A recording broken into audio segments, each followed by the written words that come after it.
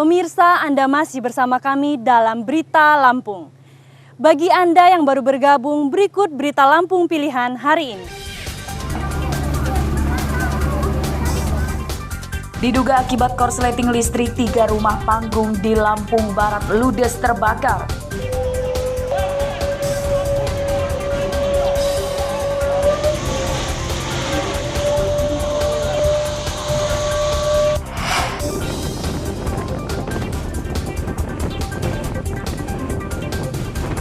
Tak terdata dalam manifest, 1 kontainer senjata tempur milik tentara Amerika disegel petugas Bea Cukai Lampung.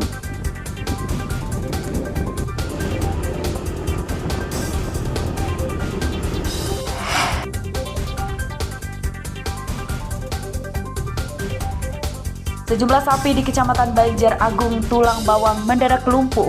Warga khawatir sapi terserang PMK.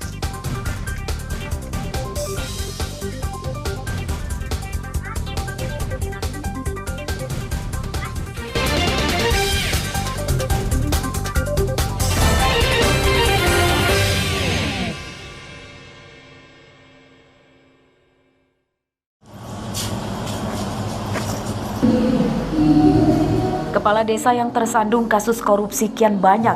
Terbaru, Kepala Desa Panaragan, Kecamatan Tulang Bawang Tengah, Kabupaten Tulang Bawang Barat. Berikut sekretarisnya dijebloskan ke penjara pada Jumat lalu karena diduga mengkorupsi dana desa. Kedua tersangka yakni Fajar Ahmad Effendi dan sekretaris desa bernama Edi Purwanto. Keduanya dipakaikan rompi tahanan setelah menjalani pemeriksaan selama 4 jam di kantor Kejaksaan Negeri Tulang Bawang. Keduanya diduga mengkorupsi dana belanja desa tahun 2021, kerugian negara lebih dari 400 juta rupiah. Kita telah menetapkan 2 orang tersangka atas nama inisial FAE dan EP atas dugaan perkara tindak pidana korupsi penyalahgunaan serta penyimpangan anggaran dan belanja pada Tiup Panaragan, Kecamatan Tulang Bawang Tengah, Kabupaten Tulang Bawang Barat, yang dalam waktu dekat akan segera kita limpahkan ke Pengadilan Tindak Pidana Korupsi. Kedua tersangka ditahan di Rutan Menggala, Tulang Bawang sebelum dilimpahkan ke Pengadilan Negeri. Keduanya terancam hukuman 20 tahun penjara. Kepala Kejaksaan Negeri Tulang Bawang, Azitia Wardana, mengimbau seluruh kepala desa di wilayahnya agar menggunakan dana desa sesuai aturan dan digunakan untuk kepentingan masyarakat, bukan pribadi. Mustaqim melaporkan dari Tulang Bawang.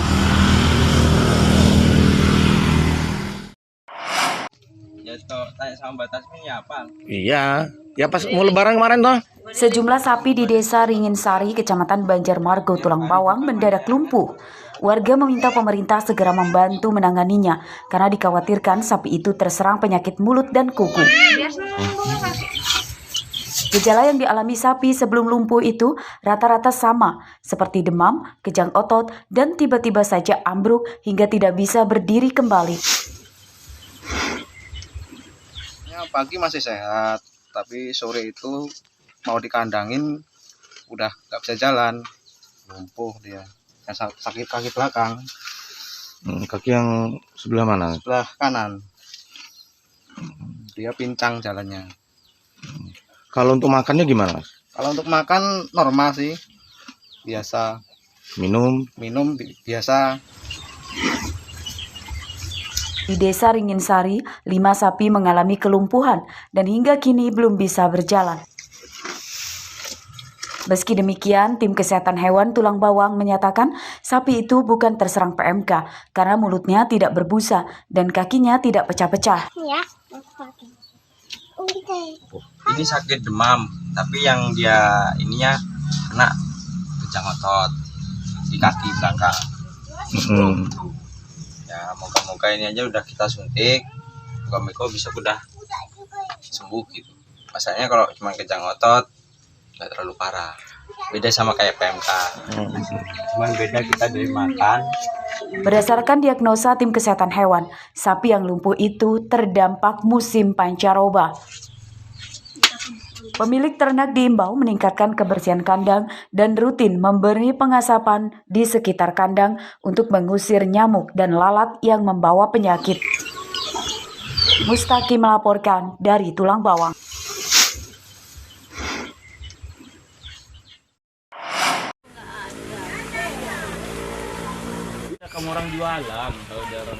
Petugas Pemkab Pesisir Barat menggencarkan vaksin PMK di wilayahnya.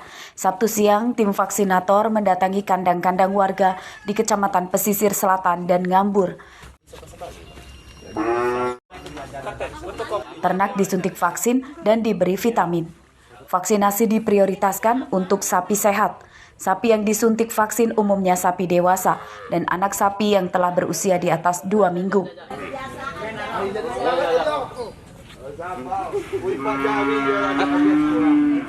Pemkab Pesisir Barat masih kekurangan vaksin karena jumlah yang diterima tidak sesuai dengan jumlah ternaknya. Hingga tahap kedua, Pemkab Pesisir Barat baru menerima 1.000 dosis vaksin PMK dari pemerintah pusat. Padahal jumlah ternak yang terdata ada 9.000 ekor. Kita mengajukan bantuan kepada pemerintahan provinsi. Dalam hal ini kita minta vaksin. Tahap pertama kita mendapat 500 vaksin yang tersuntikan 491 vaksin. Yang kedua, tahap kedua ini kita mendapatkan lagi 500 lagi vaksin yang dalam hal ini sudah proses hari ini kita laksanakan. Di Kabupaten Pesisir Barat belum ditemukan kasus PMK. Meski demikian, para peternak diminta mewaspadainya dengan cara meningkatkan kebersihan kandang. Kasus PMK di Lampung ditemukan di 6 kabupaten, yakni Mesuji, Tulang Bawang Barat, Tulang Bawang, Lampung Timur, Lampung Tengah, dan Metro. Rosandi melaporkan dari Pesisir Barat.